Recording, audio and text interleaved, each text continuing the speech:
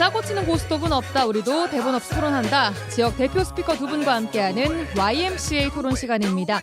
여수와 순천 YMCA 김대희, 김석 총장님과 함께합니다. 안녕하세요. 네, 안녕하십니까. 네, 반갑습니다. 네, 오랜만에 또 제가 왔습니다. 오랜만에. 그냥 이 스튜디오 분위기가 너무 좋은 것 같습니다. 네. 어떻게 이게 장마철 잘 보내고 계신지 또 그동안 일주일 어떻게 보내셨나요? 네, 저는 여수 YMCA나 여수 지역에 14개 YG맨 클럽이 있거든요. 지방하고 지구가 있는데 보통 이 국제 봉사 조직 하면 라이온스, 와이즈맨, 로타리 이 정도가 국제 봉사 클럽인데 국제 봉사 클럽은 주로 6월 달에 이 취임식을 많이 해요. 우리 기존의 12월 1일 시스템이 아니죠. 국제적으로 미국이나 유럽처럼 7월부터 일정들이 좀 시작되는 내용인데 이 취임식이 이제 거의 마무리되고요. 이제서야 이제 2개 클럽 남았습니다. 네. 2개 클럽 남았는데 그러면서 YMCA하고 형제 조직이 YG맨이라서 어떻든 지역 사회에서는 같이 협력하고 또 일하고 또 YMCA 봉사 조직, YMCA를 돕기 위한 봉사 조직이 국제 YG맨이거든요. 그래서 네.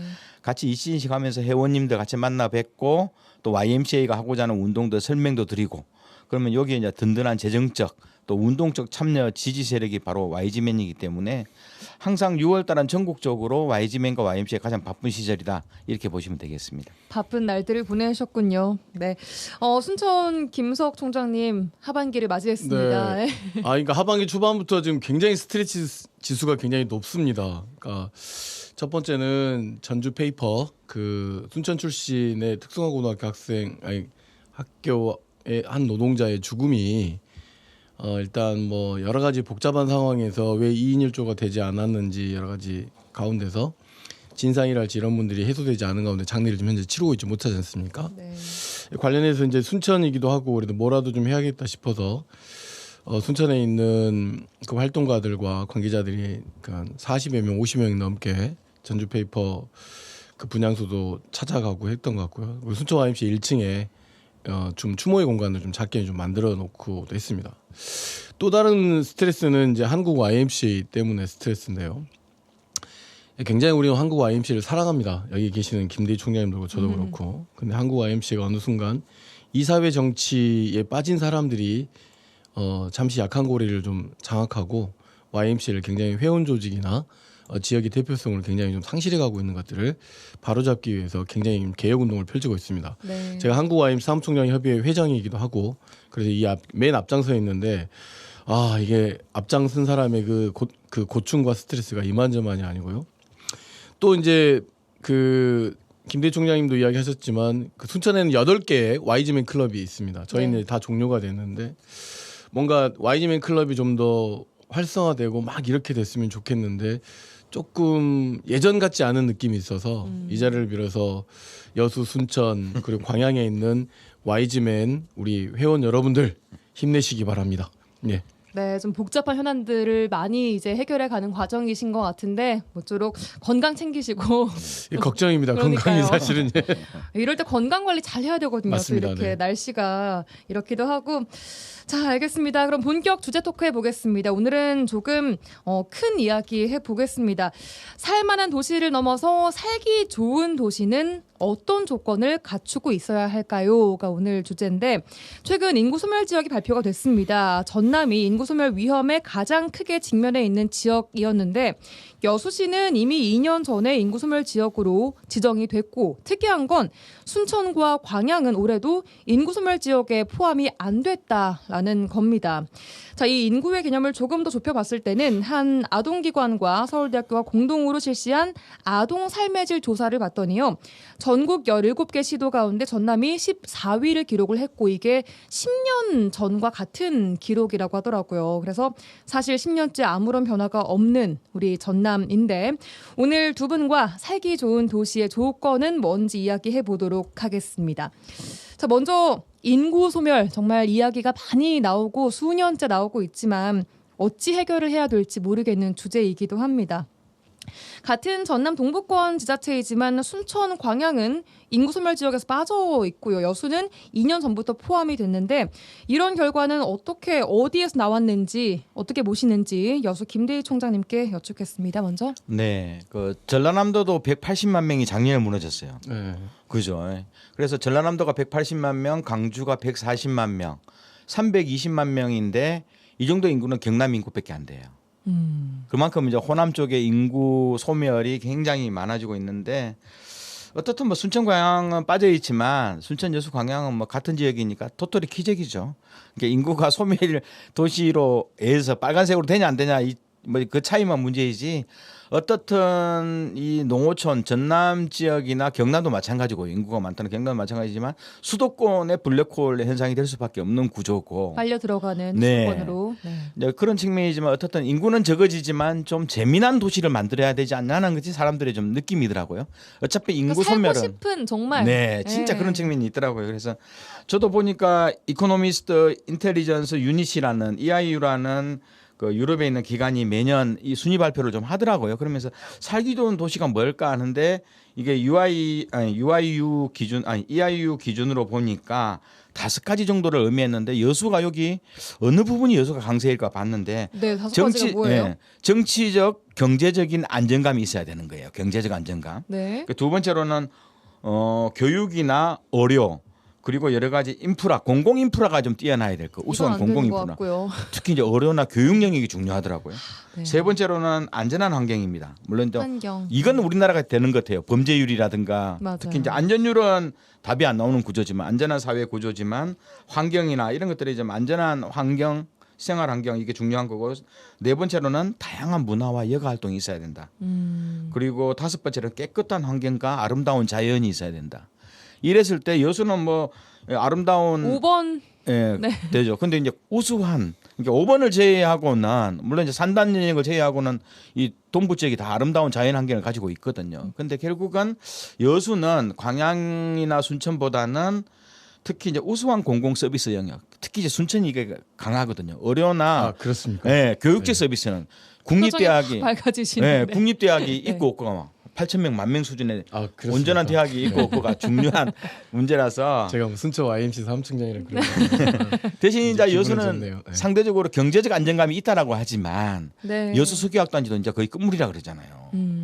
그래서 결국은 여수는 이 우수한 그 공공 서비스 이 영역이 굉장히 좀 불안한 측면이 있고 안전한 환경 뭐 이런 영역에서 약간 마이너스인데 그러니까 산단 때문에라도. 네. 네. 근데 이제 우수한 공공 서비스 의료나 교육이나 뭐 여가 문화 문화. 이런 행태가 삶의 조건에 있어서 여수가 순천보다는 불리한 조건. 그건 인정할 그런가요? 수밖에 없는 것 같아요.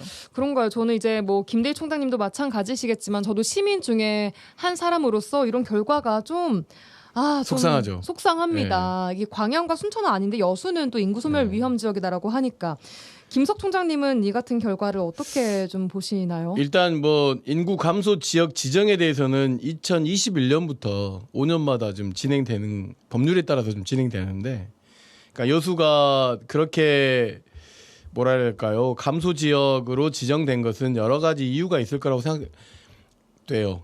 굉장히 오래된 문제인 거죠. 인구가 어느 순간부터 갑자기 줄어들기 시작했어요. 여수가. 그러니까 그 원인을 못 찾고 있는 것 같아요. 그러니까 무슨 이야기냐면 가장 관광객이 많이 오는 것도 여수예요. 그렇죠. 예. 오래전부터 알고 있습니다. 여천산단, 광양산단의 배후 도시가 순천이라는 것도 알고 있고. 그렇죠. 그래서 순천은 특별하게 인구가 확 늘어나지도 않지만 특별하게 줄어들지도 줄지도 않거든요. 정주 환경의 안정성 문제라고 있는 것이 있겠죠. 그다음에 김대희 총장님이 이야기했지만 과거에는 교육 서비스였어요. 교육 서비스. 특히 광양 지역 같은 경우는 거의 순천 지역의 교육에 굉장히 의존을 많이 했지만 그렇죠. 지금 그런 많은 분야를 광양은 다시 회복했어요. 그러다 보니까 그러니까 살고 있는 주민들의 삶의 어떤 나름대로 부족했던 많은 공공 서비스들이 충족돼 가고 있는 것 같은데 이제 과연 여수는 그런가? 그러니까 여수가 다 아니다라는 건 아니에요. 저도 여수 출신이에요. 예. 저 여수 저희 아버지 금오도 출신이고 저 남산동에서 나왔어요, 네. 다 나왔어요. 지금 이제 순천 사무총장에서 그렇지 애정이 되게 많아요. 그런데 여수는 뭔가가 좀 불안해요. 안정되어 있지 않은 것 같아요. 그러니까 산업단지나 예전에 굉장히 수산업이나 굉장히 돈이 많은 동네였던 건 돈 사실이잖아요. 자랑하지 말라고 하는 데가 여수 그러니까 아니에요. 경제적 이런 안정감이 있는 가운데서 챙기지 못했던 나름대로 지역 공동체가 있었던 것 같아요.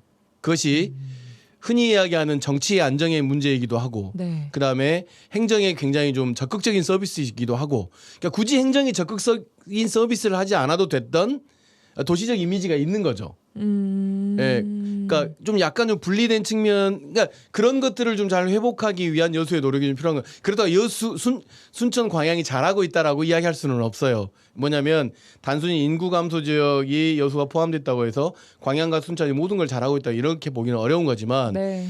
항상 여수는 광양과 순천보다는 어마어마한 잠재력을 갖고 있는 건 사실이에요. 그렇기 때문에 이 문제에 대한 이 문제점이라기보단 이후 미래에 대한 이야기를 사회적 공론화를 통해서 그 문제는 해결하든 안 하든 간에 뭐라도 좀 해보려고 하는 적극적 행정행위가 있어야 된다. 의지나 이런 시도 이런 것들이 제가 꼭 이런 말 안 네. 하려고 했는데 정치적으로 행정적으로 리더들이 너무 약한 것 같아요. 알겠습니다. 네. 그러니까 현실적으로 이런 부분이 공공 영역이 행정 영역이 좀 더 고민을 하면서 민간 영역과 함께 이게 인구 구조는 풀어 나가야 되는데 공공이 좀 손을 놓고 있는 측면이 있어요. 민간 너희들끼리 좀 알아서 해라는 측면이 있는데 어떻든 여수는 중요한 것은 내가 가장으로서 뭐 30대, 40대, 50대 가장으로서 우리 가족들하고 함께 여기서 평생을 살 만한 가치가 있는가라고 봤을 때 꼭 네. 두세 개가 부족한 거예요. 그래요. 예, 이런 측면이 여수가 좀 가지는 다른 지역보다 좀 약점들 특히 이제 대학 교육 아니, 기반은 너무 굉장히 중요한 측면이 여수 있어서 총장이 너무 여수 약점을 아니, 이야기하지 마셔요. 네, 그래서 이게 뭔가 좀 일단 뭐, 강점을 네. 이야기하셔야 돼요. 어떻든 이 측면들을 좀 어떻게 강화해 볼 건가 하는 측면을 필요한 요즘 많이 부분입니다. 고민하고 있어요. 예, 그죠? 예.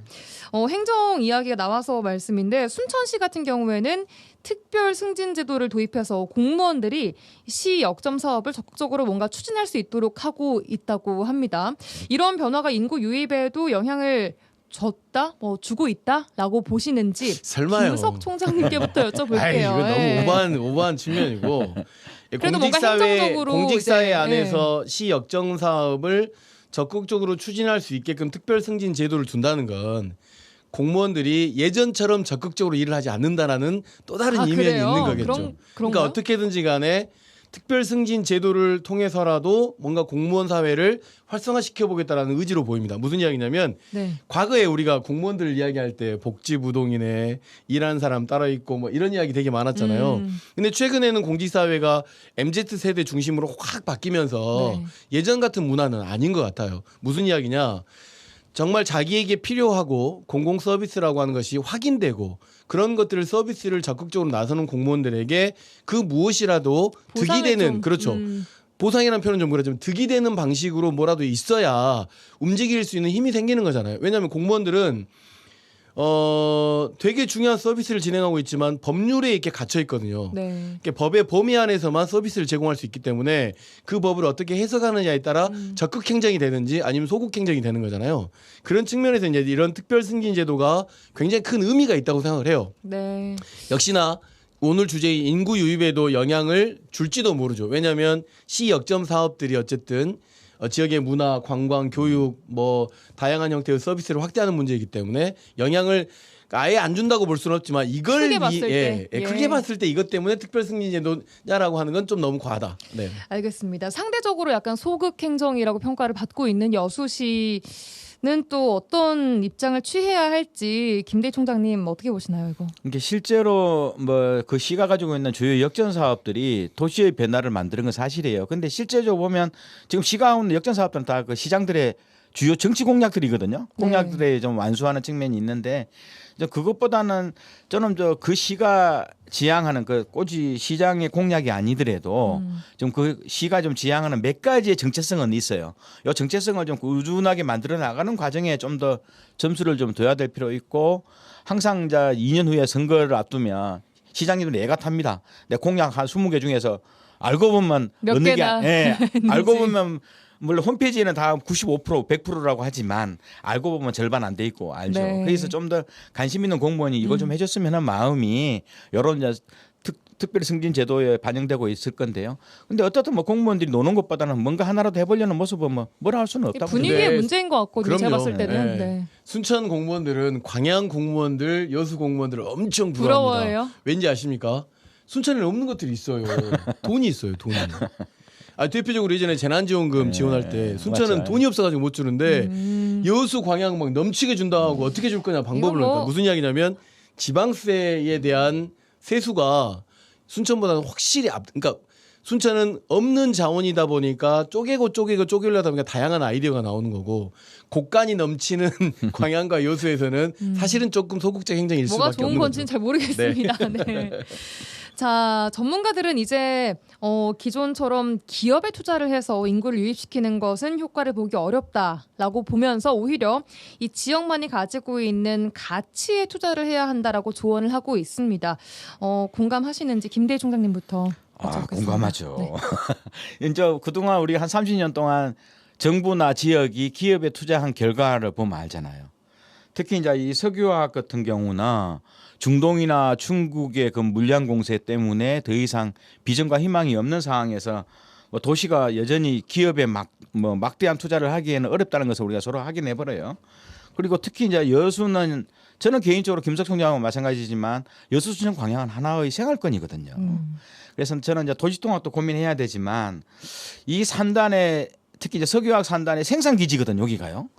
그럼 생산 기지만 가지고는 부족해요. 왜냐하면 특히 동부권 지역이 가지고 있는 특히 수도권에 대비할 수 있는 것은 제철과 석유 정유 산업의 어떤 연구기관들, 네. 기초 소재 사업들 이런 것들이 좀 몰려 있어서 우수 인재들도 모여서 살아가야 되는데 생산 공산 기지가 딱 우리가 조선 사업이 한 몇 년 힘들 때 거제도가 횡령하듯이 이게 생산 기지는 약점이 엄청난 측면이 좀 있거든요. 그래서 여수가 좀 이런 것들을 좀 벗어나서 좀 더 대학 연구기관들도 많아지고 또 그래서 3, 4, 50대도 정주를 해나가는 이런 시스템을 가려면 지역이 무자비하게 기업에 투자가 아니라 그러한 인프라적 개념에 좀 투자를 해서 여러 형태에서 경제적 가치, 지역적 가치가 좀 들어올 수 있도록 좀 할 필요는 있지 않는가 좀 생각을 하거든요. 네. 그런 의미에서 순천이 가지고 있는 대학이나 교육적 기반 그리고 휴양적 기반, 문화적 기반들이 사실상 동부 지역은 하나로 가야 됩니다.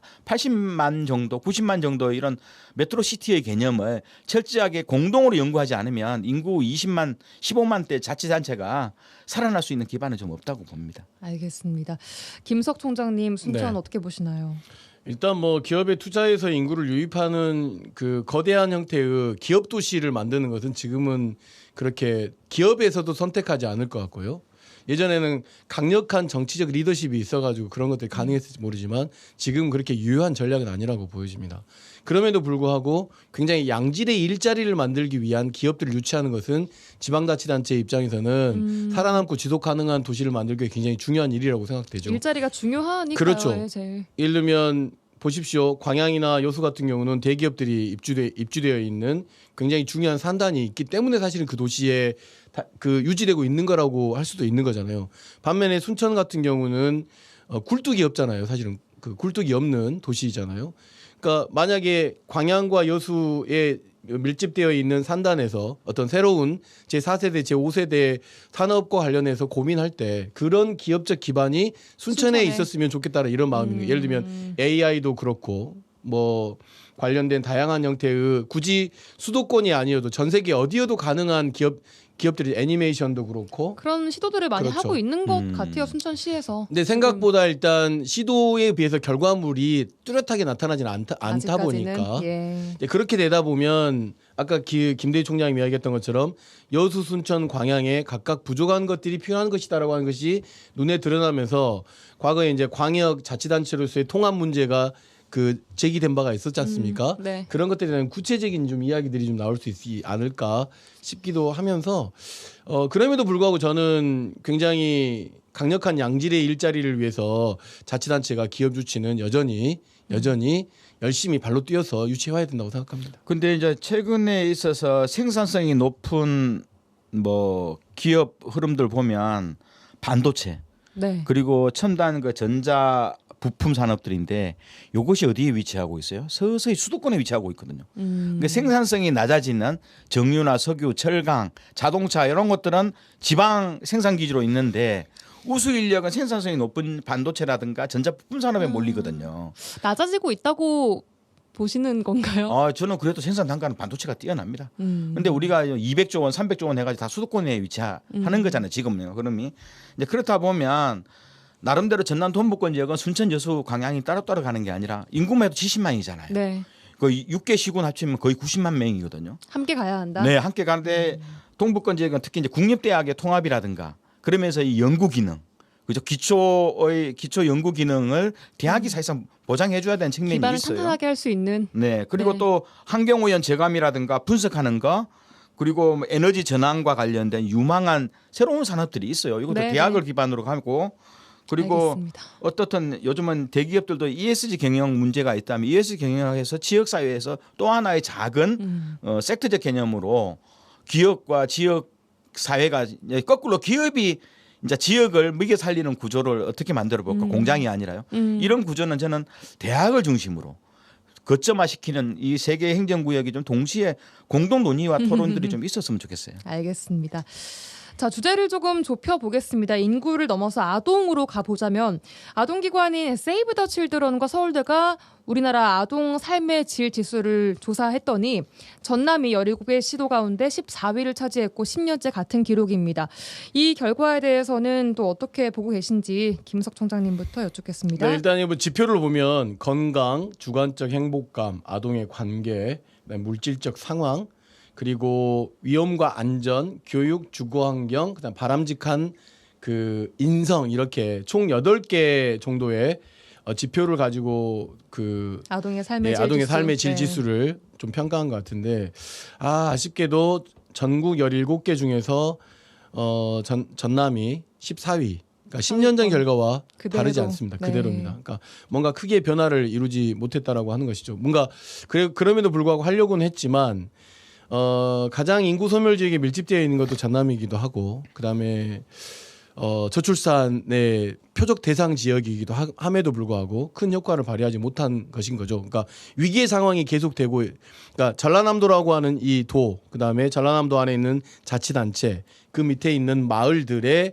어떤 그 지속 가능성이 떨어진다라고 하는 것을 이 지표가 그대로 보여주고 있는 것 같습니다. 무슨 이야기냐면 아동의 삶의 짐 지수가 높다고 해서 크게 달라지는 건 뭐 크게 달라질 거냐라고 누가 의문할 수도 있겠지만 그래도 우리가 출산을 통해서 또는 아동들을 통해 청소년들이 계속 그 나름대로 삶의 질을 높이는 역할을 전라남도가 하는 것이 중요한 일일 텐데 네네. 여전히 머물러 있다고 하는 것은 대단히 좀 현재로서는 안타까운 일인 거죠. 과거에 이제 순천에서 기적의 놀이터를 만든 적이 있어요. 제가 그 기적의 놀이터를 참여했는데 별것 아닌 것 같잖아요. 이 놀이터 하나 만드는 것이 아이들을 위한 놀이터를 만든다고 생각했지만 어른들을 위한 놀이터였고 가족들을 위한 놀이터였죠. 돌이켜봤더니 놀이터 하나 만드는데 진짜 놀이터의 주인인 아이들에게 물어보지 않고 놀이터를 그동안 만들어왔던 거예요. 행정이 바뀌게 되죠. 그러다 보니까 전국에서 기적의 놀이터를 만드는 다 순천으로 찾아오는 거죠. 저는 이런 노력들이 필요하다고 생각해요. 네. 어떤 특별한 정책보다는 아이들에게 필요한 것이 무엇인가라고 하는 것과 함께 그다음에 제일 중요한 것은 우리도 공동체 하다 보면 가장 중요한 건 보살핌 아닌가요? 보살핌. 아이들에 따뜻하게 대한, 보살펴주는 예를 들어 이런 지수가 낮다 하더라도 전라남도는 참 우리 아동과 청소년들을 따뜻하게 보살피는 도시야라고 하는 우리 것에 아이들에게 뭐 1등, 진심인 도시다 뭐 이런 식으로 1등을 좀 차지했으면 좋겠습니다. 알겠습니다. 김대희 총장님 어떻게 보시나요?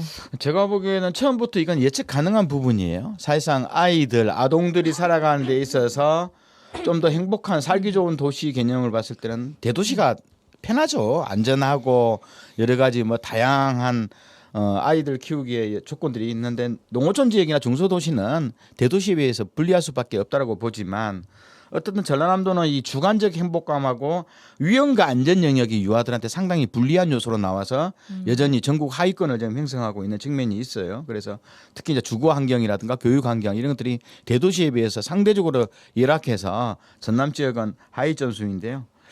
저는 뭐 이런 것들이 한편으로는 이제 지역의 저출생의 원인이기도 하고 네. 또 타 지역으로 우리 아이가 좀 여기 생활하기는 좀 그래서 앞으로 대학까지 고려한다면 내가 뭐 옆 동네로 한번 가볼까, 대도시로 좀 가볼까, 수도권으로 이전해 볼까 하는 그런 것 때문에 결국은 인구 소멸의 작은 근거.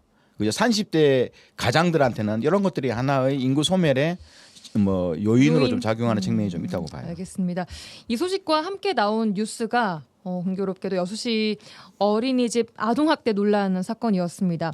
특히 뭐 전국적인 거긴 하지만 최근 몇 년간 지속적으로 아동학대 소식이 나오고 있는데 이게 왜 이렇게 끊이지 않고 발생하는 건지도 참 좀 씁쓸하기도 하고 특히 우리 지역 뉴스니까 더 마음이 아프더라고요. 이건 또 어떻게 보시는지.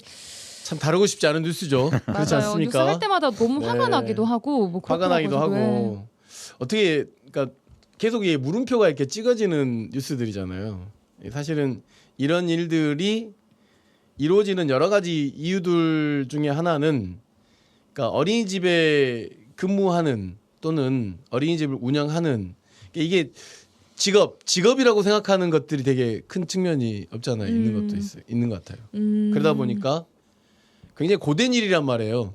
저희도 순천에서 YMCA에서 마을과 어린이집을 운영했었는데 올해 이제 결국 저출산 문제로 좀 폐원을 하긴 했습니다만, 그러니까 계속 나오고 있는 이 문제들이 나오지 않았으면 하는 뉴스들이 계속 되고 있는 것에 대해서 참 여러 가지 대안과 대책을 마련하고 있지만 그럼에도 불구하고 계속 나오고 있는 이 상황은 저로서는 이게 어떤 결론을 좀 내야 될지 모를 것 같고 사실 그래요, 맞아요. 다만 여전히 행정적 입장에서 놓고 본다고 하면 계속 지속적인 관리가 필요한데 이 관리가 필요하다라고 하면 또 어린이집 굉장히 잘 운영하는 어린이집 입장에서 놓고 보면 업무가 또 과중해지고 아이들을 돌봐야 될 시간보다는 그런 쪽에 더 신경을 많이 써야 되는 것들이기 때문에 좀 이런 일이 없도록 함께 노력합시다. 네. 저는 네. 여수 YMCA는 아기 스포츠단 한 70명 정도가 다녀요. 4세부터 7세까지가 다니기 때문에 이런 뉴스가 나오면 저는 굉장히 마음이 아파요. 그럼요. 근데 결국은 선생님이 행복해야 되는 것 같아요. 저희들도 4세부터 7세까지 이제 어린이집처럼 운영하는 아기 스포츠단인데 우리 선생님들 같은 경우는 급여는 오히려 어린이집보다 더 적어요. 어린이집의 70% 수준밖에 안 되는데 우리 선생님 같은 경우는 아이들을 굉장히 즐겁게 만나거든요. 즐겁게 만나고 아이들하고 항상 행복해하고 오는데 저는 이 유아교육, 이제 유아교육뿐만 아니라 초중 고등학교 교육이 그래요. 네. 이 교육에 임하는 교사의 철학과 가치관 상당히 중요하다고 봐요. 네. 그리고 이 보통 이 어린이집 교사들은 저희 딸보다도 어리거든요. 그러면 이 아이들은 초등학교 때부터 말 그대로 경쟁 사회, 입시 사회에서 살아왔잖아요. 그리고 어떻든 유아교육의 꿈과 희망이 아니라 어떻든 많은 분들은 성적에 따라서 갔을 거 아니에요. 또 취업 예. 이 관점으로 보기도 하고 그렇죠. 이것을 그러면 지금 자기의 삶을 되돌아보고 내가 어떤 인간이 돼야 될까? 그리고 내가 유아교육 영역에 온다면 나는 어떤 아이들을 가르쳐 볼까? 이런 행복한 상상을 하면서 대학을 다니는 것이 아니라 경쟁 속에서 나 저 아이보다 앞서야 된다. 저 친구보다 앞서야 되고 더 좋은, 난 저 친구보다 네, 좋은 대학 가야 되고. 취직해야 되고. 예. 그러다가 직장이라는 곳에 왔잖아요. 네. 그러면 그렇다 보니 사람과의 관계라든가 그 교사가 가지고 있는 사명감 자체를 고민 못하는 거예요. 그래서 앞으로 이런 현상은 더욱더 많아질 거예요. 왜? 우리 사회는 더욱더 치열한 경쟁 사회로 가기 때문에 한 20대 초중반의 청년이 자기 삶을 쭉 돌아보면서 어떠한 인생과 삶을 살아야 될지 나의 직업적 철학이 뭔지는 고민 못하고 오는 친구들이 더욱더 많아질 네. 것이다. 이렇게 보는 거죠. 이게 뭐 단순 개인의 문제, 뭐 한 어린이집의 문제가 아니라 사회 전반적인 문제가 뭐 되고 있다는 게 사실 조금 더 이야기를 할수록 네. 좀 착잡한 느낌이 이게 들기도 합니다. 네. 경제 발전을 위해서 쭉 달려왔던 대한민국이 지금 나타나고 있는 문제 같아요. 그러게요. 네. 이게 뭐 한마디로 결론 내리기는 힘들겠지만 어쨌든 우리가 또 더 살기 좋은 도시, 살기 좋은 지역이 되기 위해서는 이런 것들까지 당연히 다 커버를 해야 될 부분인 것이고 앞으로 좀 나아지기를 여러 방면에서 또 힘써 주시기를 바라겠습니다. 말씀하신 아까 따뜻한 보살핌 요게 참 또 닿는 단어였던 것 같은데 조금 더 따뜻한 사회가 돼서 살기 좋은 또 지역이 됐으면 좋겠습니다. 자, 오늘 YMCA 토론 여기까지 하겠습니다. 김대희 김석 총장님과 함께했습니다. 고맙습니다. 네, 감사합니다.